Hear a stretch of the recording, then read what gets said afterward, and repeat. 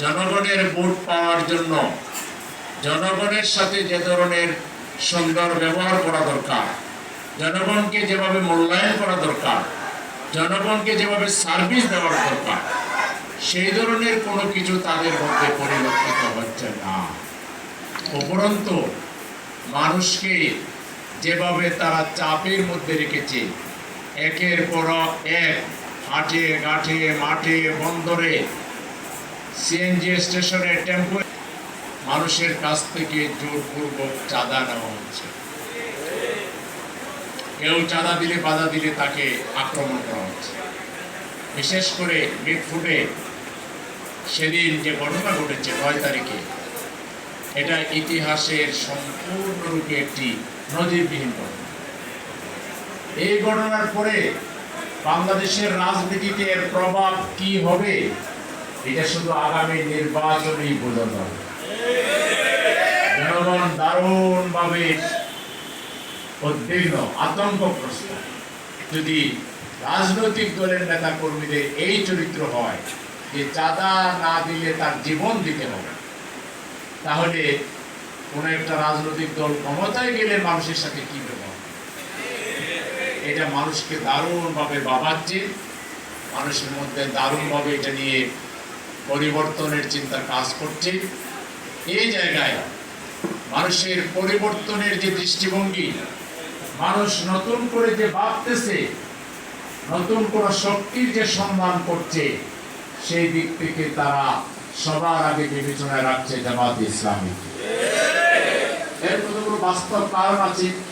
জামাত ইসলামী দেশের রাজনৈতিক দলগুলোর মধ্যে সবথেকে প্রবীণতম রাজনৈতিক দল, সবথেকে অভিজ্ঞ রাজনৈতিক দল, সুশৃঙ্খল রাজনৈতিক দল, দায়িত্বশীল রাজনৈতিক দল।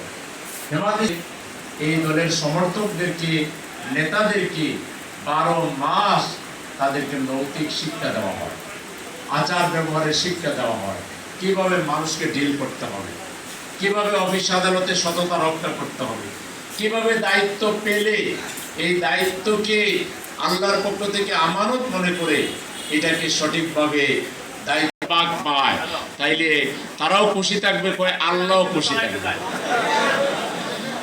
এগুলো কতটুকু সত্য মিথ্যা আমাদের এখন এআই, আর্টিফিশিয়াল ইন্টেলিজেন্স আছে, তারপরে এখন ফেসবুকে কত ফেক বুক।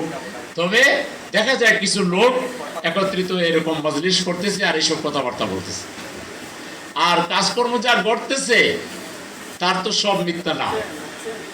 দেশে যে চাঁদাবাজি হচ্ছে, এটাকে কি মিথ্যা? শুধু একটা দল বলছে যে তাদেরই ৫,০০০ লোক তারা বহিষ্কার করছে এইসব বিশৃঙ্খলাপূর্ণ কাজের জন্য। তাহলে ৫,০০০ লোক, কত হাজার লোক এই কাজ করলে তার মধ্যে থেকে ৫,০০০কে বহিষ্কার করা হয়েছে? সব লোক তার বহিষ্কার করা হয়নি, তার ১০ গুণ ২০ গুণ বেশি হইতে পারে। এটা দুর্ভাগ্যজনক। আমরা বাংলাদেশের রাজনীতিতে একাই রাজনীতি করি, একাই বড় দল হই, একাই ক্ষমতায় যাই, এত লোভ আমাদের নাই। আমরা চাই প্রতিদ্বন্দ্বী, সুস্থ প্রতিযোগিতা করার আরো রাজনৈতিক দল থাকা দরকার। আওয়ামী লীগ যেভাবে বেঁচতে গেছে, বাকি দলগুলো যদি তাই চলে যায়, তাহলে তো আমরা একা হয়ে যাব। আমরা সেটা চাই না। আমরা চাই সুস্থ ধারার প্রতিযোগিতার রাজনৈতিক দল বাংলাদেশে আরো থাকুক। এই জন্য আমরা পিআর পদ্ধতি চাই। কেন চাই? যে বাংলাদেশের প্রত্যেকটা ভোটের যাতে মূল্যায়ন হয়। আপনি ৩০% ভোট পাইয়া ১০০% মানুষের নেতৃত্ব দিয়ে দিবেন, এটা জাস্টিস হয় না। এরা বলতেছে উল্টাটা, ওই যে ভোট নাই এই জন্য আপনারা পিআর চান। আরে ভোট নাই হইলে পিআরে তো আমাদেরও ভোট ওইভাবে কমই পাবো, আমরা সিট কমই পাবো, তাই না? তুমি বেশি তো পাইবা, অসুবিধা কি? এটা কি কথা হইলো? যুক্তিপূর্ণ কোনো কথা হইলো? পৃথিবীর প্রায় ৯২টা দেশে পিআর সিস্টেম আছে। পিআর সিস্টেম হইলে ওই যে হুন্ডা গুন্ডা, কেন্দ্র দখল করা, টাকা খরচ করা, নমিনেশনের জন্য একবার টাকা দিয়ে নমিনেশন নিতে হয়, তারপরে এলাকায় গুন্ডা লালন করতে হয়, হুন্ডা লালন করতে হয়, ভোট সেন্টার দখল করতে হয়। এগুলো আর দরকার হবে না। পার্টি তার ক্যান্ডিডেট ঘোষণা দিয়ে দিবে, মার্কা থাকবে, মানুষ এই ক্যান্ডিডেটদেরকে দেখে মার্কা দেখে ভোট দিয়ে দিবে। এখানে ব্যক্তির আলাদা কোনো প্রভাব বিস্তারের বিষয় থাকবে না, ঝামেলা কমে যাবে। এরা ঝামেলা কমাইতে চায় না, এরা কামাই করতে চায় ইলেকশনকে কেন্দ্র করে। নেতারা কর্মীদের কাছ থেকে 4 কোটি 5 কোটি 10 কোটি টাকা নিতে চায়, বড় বিজনেস, কিন্তু এটা বিজনেস বন্ধ হয়ে যাবে। এরা রাজনীতিকে তাদের অর্থ কামাইয়ের মাধ্যম হিসেবে গ্রহণ করেছে। তা নাহলে এটার চাইতে সুন্দর বিষয় আর হইতে পারে? আমরা যে সমাবেশ আহ্বান করেছি তার 1 নম্বর দাবি হলো পিআর সিস্টেম ভোটে চালু করতে হবে। 2 নম্বর হলো লেভেল প্লেইং ফিল্ড করতে হবে। এখনো প্রশাসনে সেই আগের আমলাগুলো কামলা হয়ে কাজ করতেছে, তারা এখন ভুল পাল্টাই দিছে, এখন তারা নতুন রূপে সাজছে। আর এখন কিছু কিছু রাজনৈতিক দলের নেতা কর্মীদের সাথে সখ্য গড়ে তুলে নতুন করে ভোট হাইজ্যাক করার পায় তারা করতেছে। আমরা ইউনূস সাহেবকে বারবার দৃষ্টি আকর্ষণ করেছি, এই সেটআপ 100% চেঞ্জ করে আপনার নিজের তত্ত্বাবধানে আপনি কিছু ভালো লোক আপনার চতুর্পাশে রাখেন, এগুলো আপনার করা লাগবে না।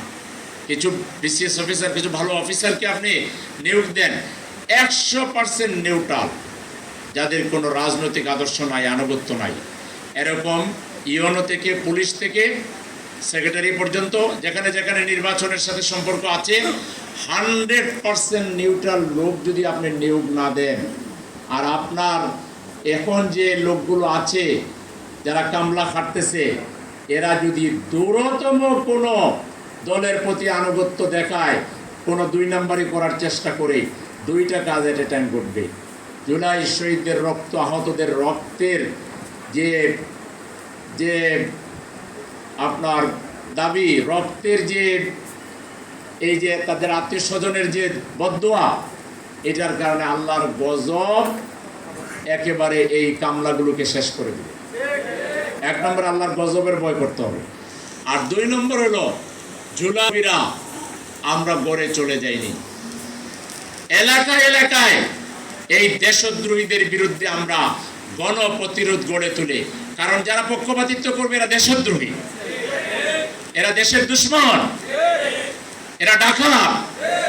এই ডাকাতদের বিরুদ্ধে আমরা গণ প্রতিরোধ গড়ে তুলে এমন ভাবে আমরা শায়েস্তা করব যে এরা আর কোনোদিন এই 2 নম্বর কাজ করার কোনো সাহস আর করবে না। এটা সমাধান একটাই, ইউনূস সাহেবকে নিউট্রাল লোক সব জায়গায় দিতে হবে। একটা দলবাজ ইউনো আমরা মানব না, একটা দলবাজ ওসি আমরা মানব না, একটা দলবাজ পুলিশ কমিশনার আমরা মানব না। একটা দল তার দলীয় দায়িত্ব স্বীকার করে কর্মীদেরকে বহিষ্কার করছে, আমাদের পুলিশ কমিশনার কয় না এটা চাঁদাবাজির কোনো ঘটনা না। এবার তোমার এখানে ফায়দাটা কি? তুমি কি আবার নতুন করে আওয়ামী স্টাইল এখানে চালু করতে চাও? এই পুলিশ কমিশনার কোনোদিন ভোটের কার্যক্রমে থাকতে পারবে না।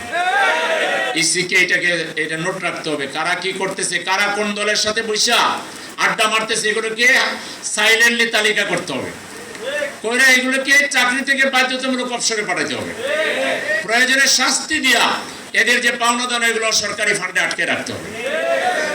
এই ছাগল মার্কা লোক দিয়া কোনো ভালো কোনো কাজ হবে না। আর বেটারা এত বড় বিপ্লব বাংলাদেশ হয়ে গেল, তরুণরা দিয়েছে, এখনো জীবন্ত শহীদরা মানবতার জীবন যাপন করছে, আর তোমরা দিন যাইতে না যাইতে এখনই দলবাজ হয়ে গেছো, পক্ষপাতিত্ব করবা, এই ধরনের কোনো কারবার বাংলাদেশে আমরা হতে দেব না।